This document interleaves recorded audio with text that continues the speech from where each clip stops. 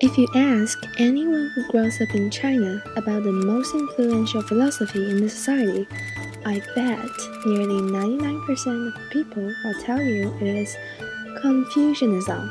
The doctrine of mean, as one of the fundamental principles of Confucian ethics, largely affects the way that most Chinese people live and behave. So what does doctrine of the mean tell us? Well, let's approach it this way. In Chinese, we call the doctrine of the mean 中庸. 中 means in the middle, bent in neither one way or another, and yong represents unchanging and never going beyond limits. Doctrine of the mean requires people to be impartial, take a neutral attitude, avoid extremes, defend justice, and maintain absolute balance. Just as the string of a zither will snap if tuned too tightly, but will not produce a good sound if too loose. In dealing with matters and people, one must adopt appropriate behavior and attitude, avoid overreaction, and take an objective and unbiased stand. This is the Chinese ideal of proper conduct.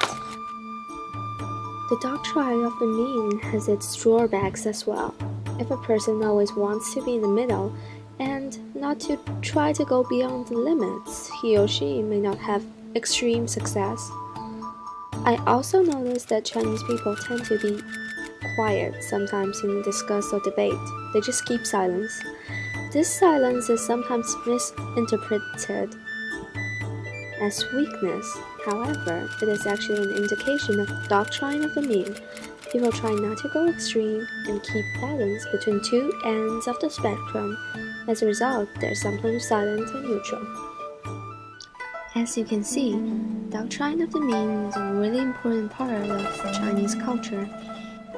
And nowadays, as more and more people all over the world start to learn about Confucianism, there are more people begin to know about doctrine of the mean. It becomes universal to some degree. In my opinion, although doctrine of the mean has its drawbacks, generally the idea of harmony and peace behind this doctrine is really worth respecting.